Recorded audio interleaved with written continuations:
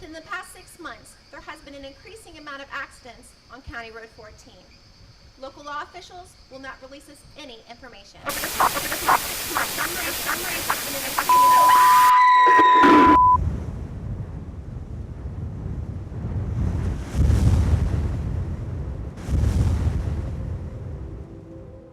The driver thinks that he hit a human, but he's not positive.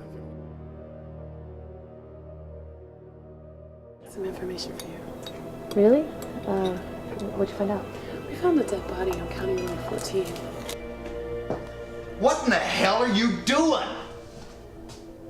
You are over at the library doing research on ancient history? You've been sending stuff off to a lab to be processed that I don't know anything about? What the hell is going on, Regina?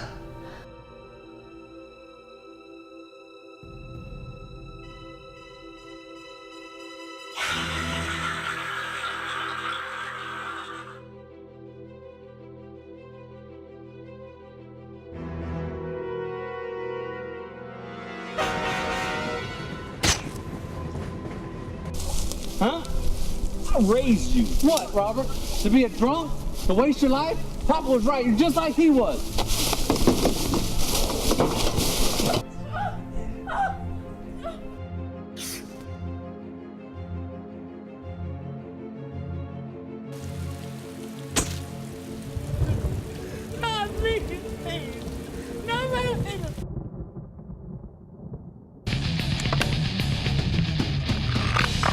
You gotta get off this road or you're all gonna die. He's already driving too fast, Regina. Well, so what? Get a ticket, I don't care.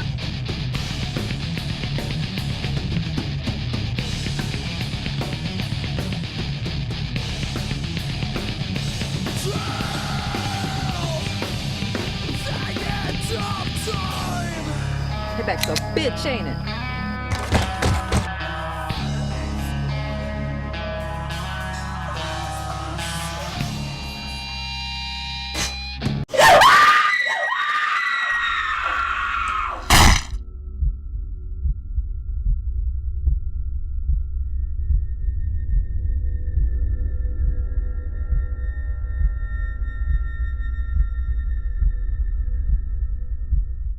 Oh my gosh. I don't know if y'all just saw what I just seen, but that was scary. I'm still on the edge of my seat. Well, we also would like to invite Valerie Denise Jones to the set to give us some more information on her character on the show. Yes. Welcome to the show. Thank you for having me. All right. It's always good to have you. Now, we want to know a little bit more about your character, of course, to the director. Okay, well, bring me in and I'll tell you my insight. Well, Valerie plays Jess Williams. Jess Williams is a local deputy. The role is kind of mimicked off of a person I know as a personal deputy. And I just took that role and kind of made it, and I seen her, and they kind of matched the two people, personalities. At first I thought she was not aggressive enough for the role, but then I thought about the person and said, okay, this is the fun, like, sister girl role in the movie, where she plays. So at the beginning, she's kind of, you know, coppish, but by the end, she's like chilling, you know. By the end, I pretty much have my own personality. Yeah, she has her own personality. Yeah. I mean, how does it feel to play the role that you're playing? How is it? Well, I stepped out of what I am traditionally cast for, and that's baby mama's the wife, some sexy Jessica Rabbit type character.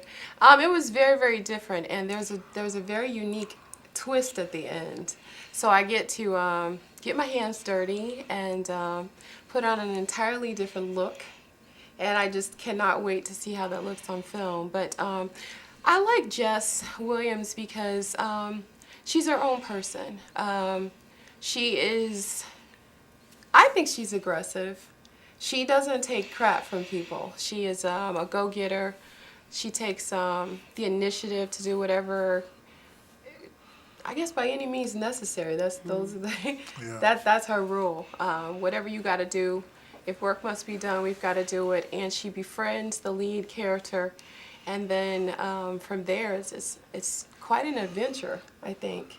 But I like this person again because there are certain things about her that mirror certain characteristics about me.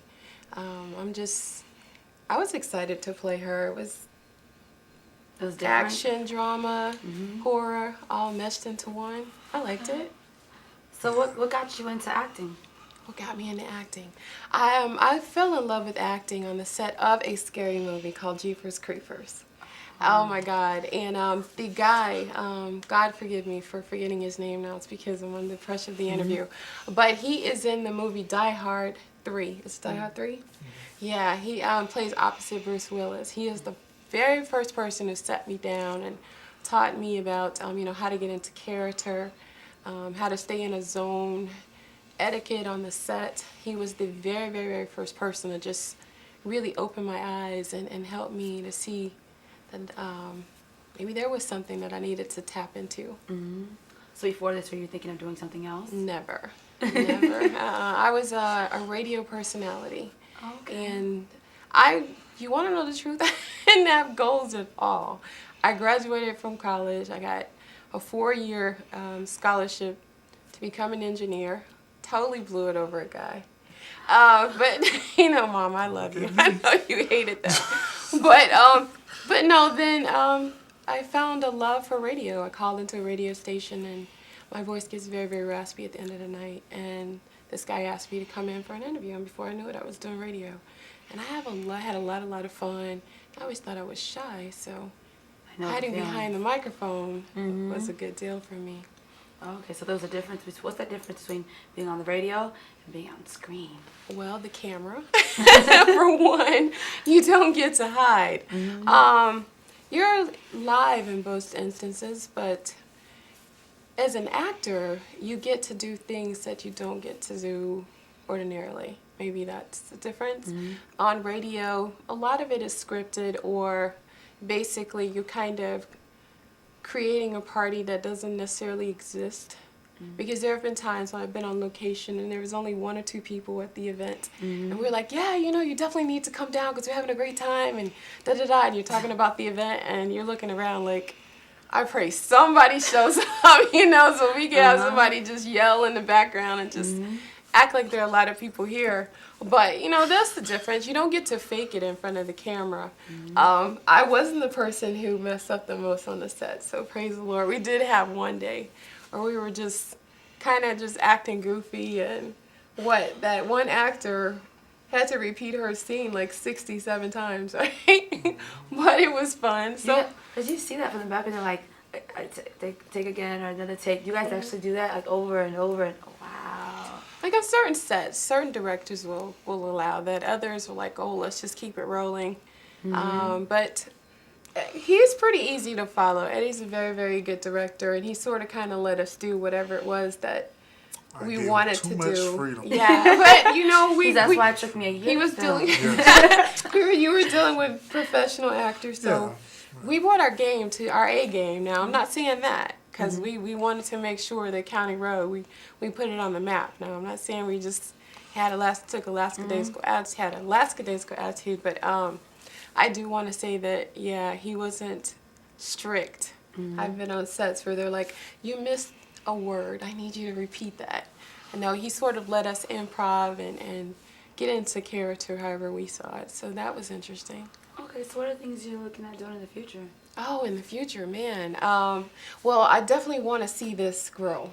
I've got other things that I've ventured into. I've got a premiere on the 13th of next month, July, after the buzzer sounds. I guess it's sort of modeled after Love and Basketball. And it will premiere in Jacksonville, Florida. And then I just left the set. I worked with RZA from Wu-Tang. And I bumped into Nia Long. I didn't even know that she was in the movie. Didn't know she was on the set. And she was in the scene that I was in, so what an honor, you know. God, big ups to Nia Long, because I've always wanted to meet her. She is so beautiful. Angela Bassett is in the movie, Danny Glover is in the movie, Julia Stiles, and they're all so short, and I just felt like, God, because I'm 5'8", and I think Nia Long is about 5'2". Angela Bassett's like 5'4". Yeah, so it was like, I just felt like a dinosaur.